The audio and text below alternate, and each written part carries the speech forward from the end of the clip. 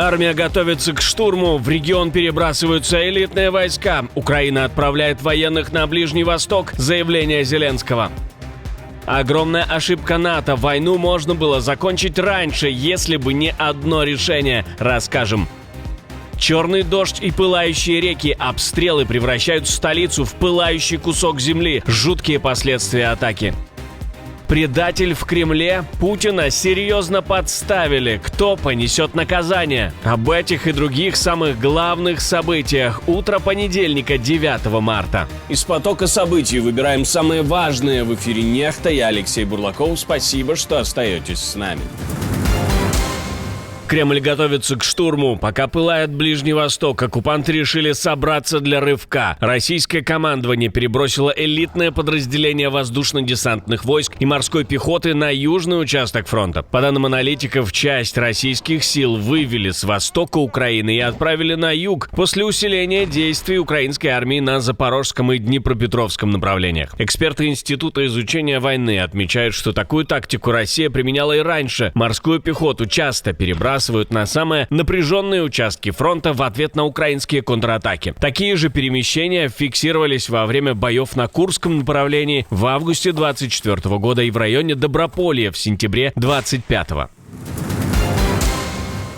Война в Украине могла бы завершиться значительно быстрее, если бы страна получила такой же уровень противовоздушной обороны, какой США и их союзники развернули на Ближнем Востоке с первых дней конфликта с Ираном. По словам финского президента, масштаб и скорость создания этой системы ПВО показывают, какие возможности существуют у Запада. Но мир оказался не готов тогда и слишком готов сейчас. Проблема мира, основанного на сделках, которые мы наблюдаем сейчас, заключается в том, что дипломатия больше не воспринимается как ситуация, выгодная для всех сторон. Ее воспринимают как игру с победителем и проигравшим, или как игру с нулевой суммой, а когда сумма нулевая, очень трудно сделать мир долговечным. При этом финский президент считает, что ближневосточный конфликт может косвенно помочь Украине, поскольку удары США и Израиля по Ирану осложняют военное сотрудничество Тегерана с Москвой и могут открыть новые возможности для дипломатии, но могут иметь и негативный эффект для Украины, так как рост цен на нефть усиливает российскую экономику и финансирует ее военную машину. Черный дождь. Жуткие экологические последствия обстрелов столицы. После ударов Израиля по нефтяным объектам в Иране в стране началась серьезная экологическая катастрофа. Над Тегераном поднялись густые черные облака дыма, а утром в городе прошел так называемый черный дождь. Жители говорят, что ситуация выглядит как апокалипсис. Небо стало темным, город накрыла дымка, люди жалуются на тяжелый воздух и ощущение, будто становится трудно дышать. Нефть горит даже из канализации. По данным медиа, все это связано с пожарами на нефтехранилищах и выбросом токсичных веществ в атмосферу. Нет никаких планов наносить удары по нефтяной промышленности Ирана, по его газовой отрасли или вообще по его энергетическому сектору нет. Если речь идет об израильских ударах, то это локальные топливные хранилища, чтобы, условно говоря, заправить бак. Да, конечно, это влияет на качество воздуха, но я бы сосредоточился на тысячах американских солдат, которых иранский режим убивал на протяжении многих лет. Более того, недавно они убили где-то от 10 до 30 тысяч собственных граждан, протестовавших против их убийственного режима. Так что это куда более серьезная проблема, чем, знаете, несколько дней плохого качества воздуха в Тегеране.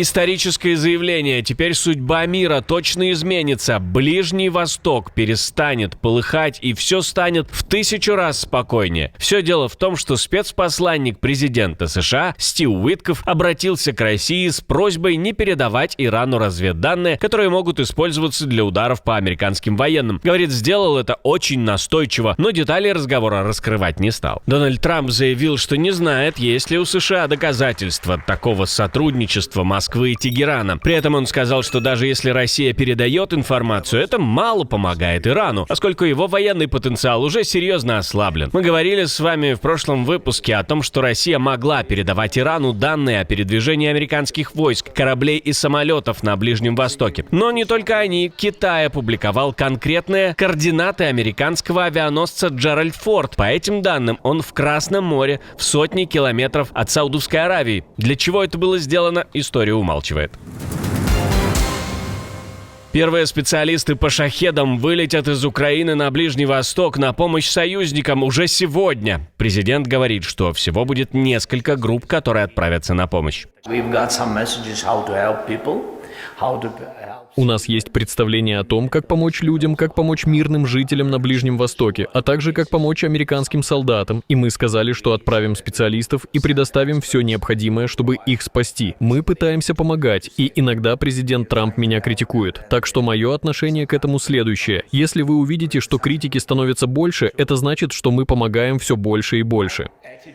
Зеленский также пообещал, что Украина поднимет вопрос обмена средствами обороны. Некоторые системы сейчас в дефиците у Киева, но имеются в достаточном количестве на Ближнем Востоке. Посмотрим, к чему это может привести. Сверхсовременное оборудование на войне. Вашингтон продолжает помогать Киеву. США подписали контракт на $14,9 миллионов на поставку Украине современных радиолокационных систем кругового обзора. Контракт заключен Государственным департаментом США с американской компанией Эх-1. Речь идет о 4-панельных тактических радарах с обзором на 360 градусов, которые позволяют постоянно контролировать воздушную и наземную обстановку. Такие системы предназначены для быстрого обнаружения угроз, прежде всего беспилотников, но и других целей. Путина снова подставили, слили в сеть видео, которое он, скорее всего, не хотел бы показывать. Скорее всего, вся съемочная группа сейчас где-то на передовой или в какой-нибудь яме. В общем, мы вам покажем и ждем ваших комментариев. Что вдруг произошло, как думаете? С праздником, с Международным женским днем.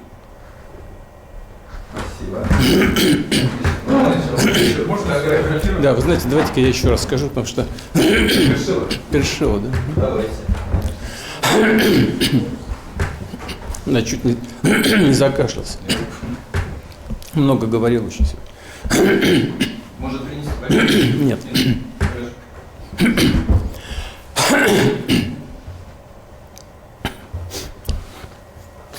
Давайте. Работаем.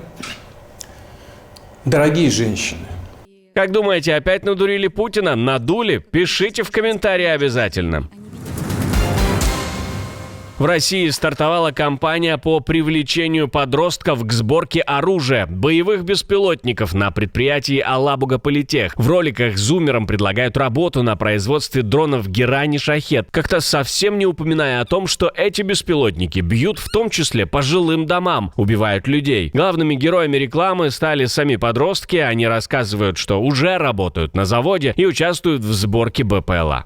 Работая здесь, я в первую очередь помогаю своей стране. Моя зарплата на 2-м курсе 150 тысяч рублей. Я планирую дальше расти.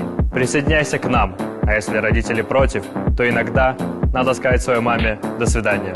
Это в той стране, что за семейные ценности. Для продвижения кампании предприятие готово платить и крупным блогерам до 1,5 миллиона рублей за публикацию рекламы. При этом такие производства нередко становятся целями для ударов, но этот риск в рекламных материалах не упоминается. Люди вышли на улицы столицы впервые с начала полномасштабной войны. В Киеве прошел марш женщин. На акцию вышли несколько тысяч человек. Среди участников были и иностранные дипломаты. Люди требовали активных действий для возвращения украинских женщин из российского плена, усиления международного давления на Россию и поддержки для тех, кто уже вернулся. Также звучали требования принять закон о борьбе с сексуальными домогательствами и дискриминацией женщин в армии и отказаться от изменений в Гражданский кодекс, которые, по мнению участников, могут ограничить права женщин. Наша влада має бути підзвітна. Несмотря на рост цен на нефть и занятость основных игроков на рынке войной, нефтегазовые доходы российского бюджета продолжают резко падать. В феврале компании перечислили в бюджет около 423 миллиардов рублей. Это на 44% меньше, чем год назад. И это уже второй месяц подряд, когда поступления фактически обвалились вдвое. За январь и февраль суммарные доходы составили 826 миллиардов рублей против более чем 1,5 триллиона годом ранее. При этом аналитики отмечают, что война в Иране может частично изменить ситуацию. Рост мировых цен на нефть и возможная блокировка Ормузского пролива способны таки временно увеличить доходы России, хотя в ближайшие месяцы это не решит проблему дефицита бюджета. А вот Лукашенко, пока идет война, пока соседи закрывают от него воздушное пространство на границе, а друзья по союзному государству стягивают свои войска на территорию Беларуси для новой агрессии, занимается очень важными вещами. Это вам не улицы и города переименовывать. Николай Геннадьевич, кофе, да? Кофе ему, да? Кофе, да. кофе у нас какой? Лучше американо и небольшой. Добавим. Американо заказ. надо переименовать в белорусский бренд. Да. В скобочках пока пиши американо, Кофе, когда привыкнут, да. тогда... Черный кофе. Да. Когда происходят большие события, самое страшное не то, что случается. Самое страшное — не знать, что происходит. Не иметь связи с родными, не видеть новостей, не понимать, что делать и куда бежать. Next Step VPN, который мы запустили для вас, нужен не только для галочки и не только для обхода блокировок. Он нужен, чтобы в любой момент у вас была связь, информация и доступ ко всему, чтобы вас нельзя было выключить одной кнопкой. Next Step VPN. 2 клика, и вы всегда на связи.